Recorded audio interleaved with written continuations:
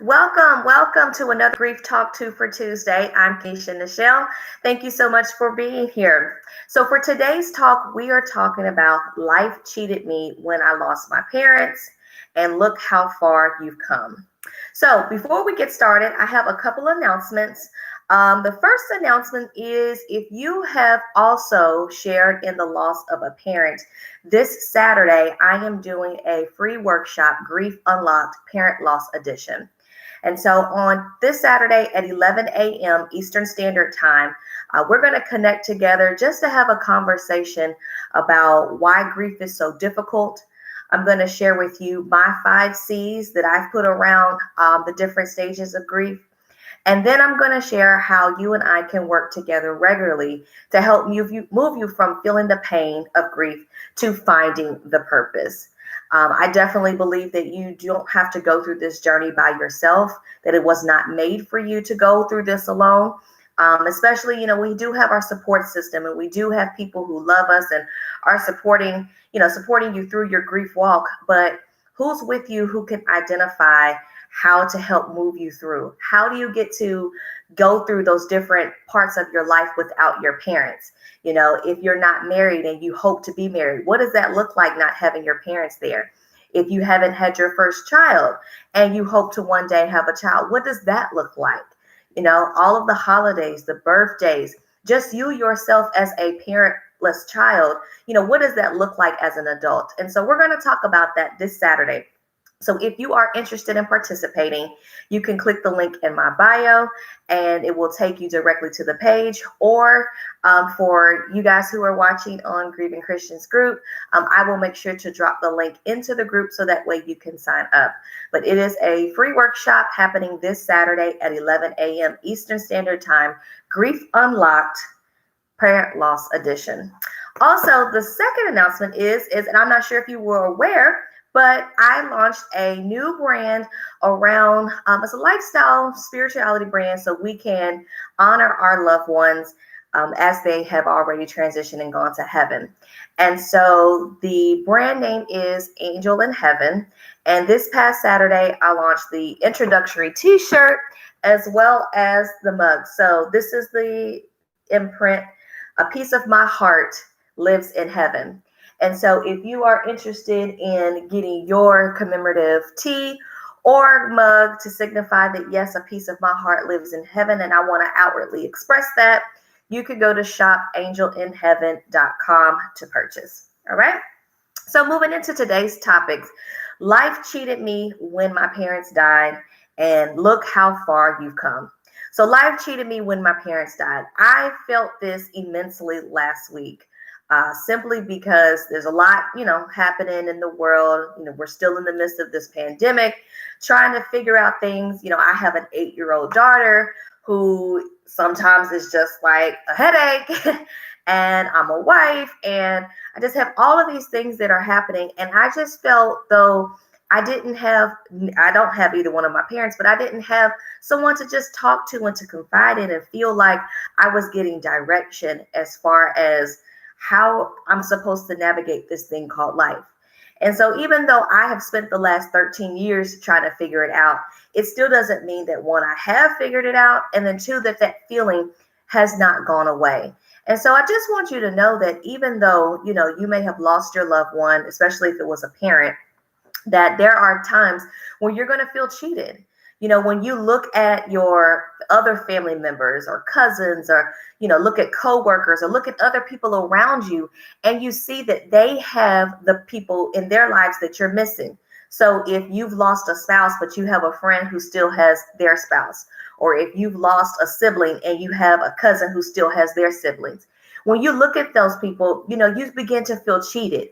You begin to feel like, well, dang, why did I have to lose my sibling, my spouse, my parent? Why did life have to cheat me in such a way? And I just want you to know that those feelings, as always, are completely normal. If there is a sense of resentment and jealousy that does come in the grief journey, where you look at other people, you say, I wish I had, or why couldn't that have been me? My parent, my sibling, my husband, my wife, they were good people. Why did they have to be taken away? Why is it that the bad people are still here, but the good people are the ones that are taken up to heaven? And so I just want you to know that having those thoughts is completely normal. I don't want you to think that something is wrong because you think those thoughts, or that, you feel like, am I wrong for thinking this? Am I going to be punished for having these negative thoughts? No, having those thoughts of, why me? Why did this have to happen? That's normal. But what you don't want is to stay in that space. That's a part of the journey that you don't want to do. You don't want to stay and continue to rehearse and nurse those negative thoughts. While they may be true, while you may be feeling those in the moment, you don't want it to infiltrate your mind repeatedly, day in and day out. And so I wanted to share with you 4 things that I did to help me to move through those thoughts that I was having last week. Because I lie not to you, it was tough. I laid here, right here in the bed, and I'm just like, is it me? Is it a generational curse? Is it something that I did? Why is this cycle still continuing over and over in my life? Why is it that I can't seem to get ahead? Why is it that I'm trying to be a good person. I'm trying to do all of this goodwill, and it seems like it's just, coming up against me. What am I doing? And I'm doing nothing wrong. I'm doing everything that I'm supposed to do, because the loss was never my fault. And even though I feel cheated, even though I feel like, the woe is me, I still had to find a way to pull myself out of it. So let me give you those 4 things that I did that helped pull me out of that pit last week. So number 1 is I prayed for God's strength.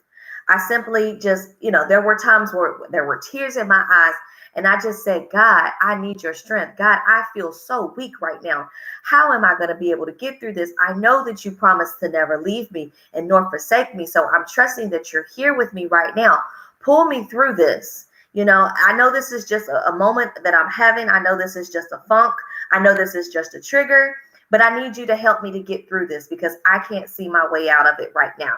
And that's what you have to do at times. You have to tap into a source that's higher than your own. You have to tap into the strength of God. God's word says that his strength is made perfect in our weakness. So when we're feeling weak, we're feeling down, we feel like we cannot take another step, that's when we have to utter out of our mouth that, God, I need your strength.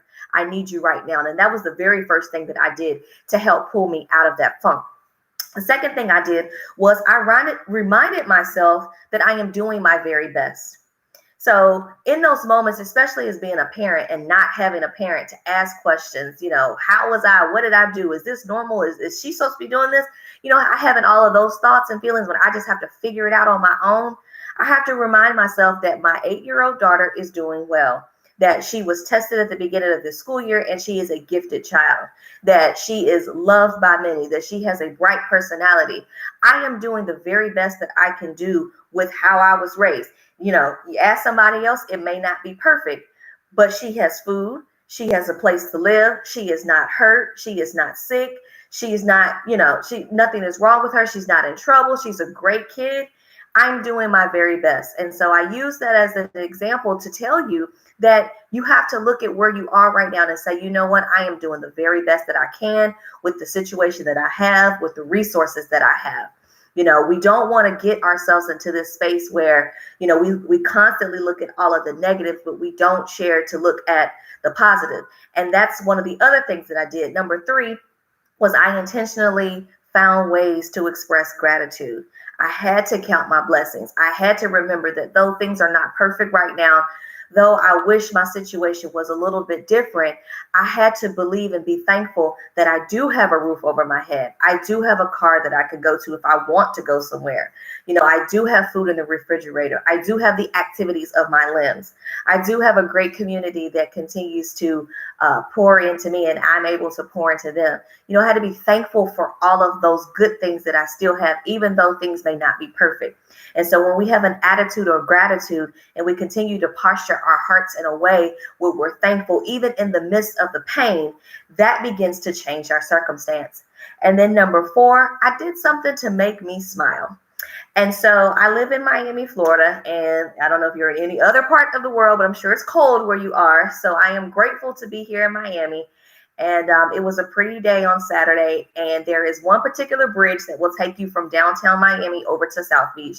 and it raises you up and you see the water and it's just beautiful. And that's some of the things that I love to do, is to just drive over that bridge and just smell the water and just, let the sun hit you and just be grateful. And that's what I did. I told my husband, I said, I'm leaving, I will be back. And I left and I took a drive and I drove over that bridge. I did it twice because I wanted to enjoy the moment that much.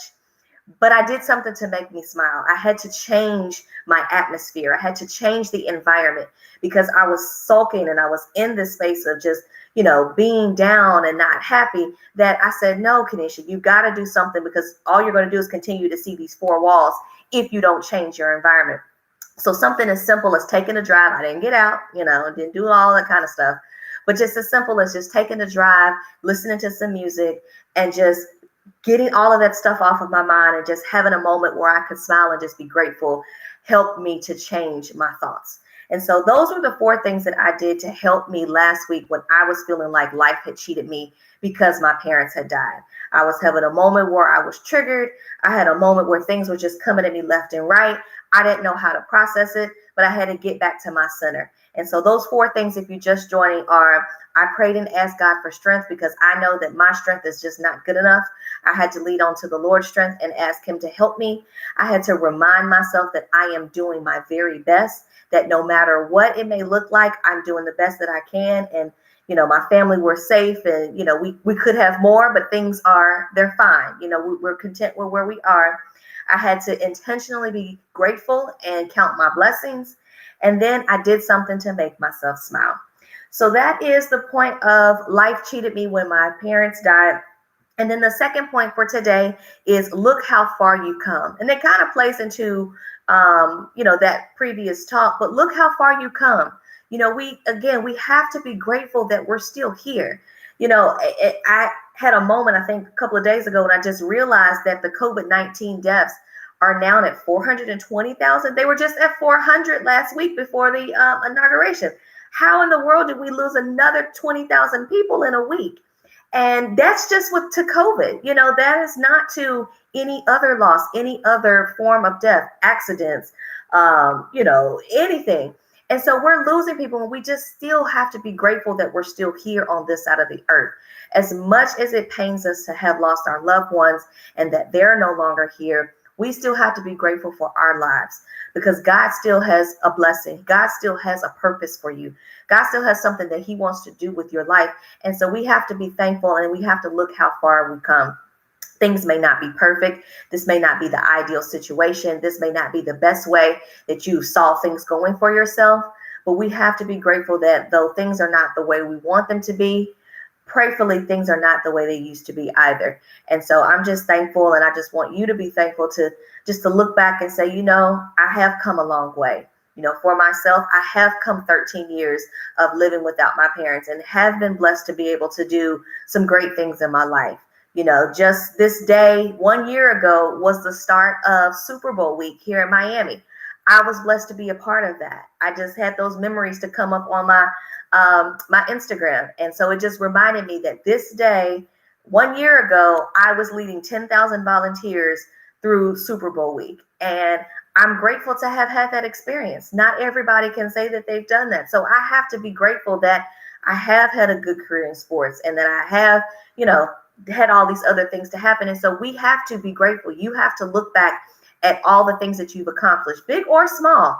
If you've bought a house, if you have moved to a new city, if you have a prosperous career, if you have a good job, if you have family who loves you, if you have children who love you, you have to look at all those things and say, you know what, even though things are not perfect, I am blessed and I am thankful. And so that's how we continue to move forward in our grief, is to continue just to have those attitudes of gratitude. And looking how far you come applies to everyday life, because I give 2 points for grief and everyday life. Having that look forward, look how far you've come, is to say, if you've watched yourself to progress in your career, if you've graduated from school, if you've, have all these goals and dreams and you've been able to check them off your list, looking at how far you've come is something that we do have to do on a regular basis, so that we don't allow this world and this life and everything that's happening consume us. Okay. So that is the 2 points that I have for you today. Thank you so much for joining me for Grief Talk 2 for Tuesday. If you came in late, my 2 announcements were if you have lost a parent, this Saturday, I am doing Grief Unlocked, the Parent Loss Edition. This Saturday at 11 a.m. Eastern Standard Time, we're going to connect and talk about this grief journey and how difficult it is. I'm going to share with you my 5 C's that I give to the stages of grief. And then going to talk about how you are able to move through feeling the pain to finding the purpose and how you and I can do that together. If you are interested in being a part of that workshop, you can visit KenishaNichelleSpeaks.com. You can click the link in my bio on Instagram. I will put it in the show notes here on YouTube, and I will also drop it in the comments on Grieving Christians. And then Angel in Heaven, my brand new apparel line brand. When I put the O's here, launched the signature collection of A Piece of My Heart Lives in Heaven.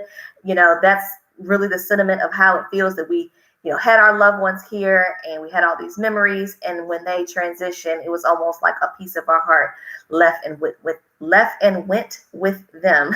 And so that is a part of the signature collection, which is a t-shirt and a mug. So if you are interested, you can head to shopangelinheaven.com. Alrighty.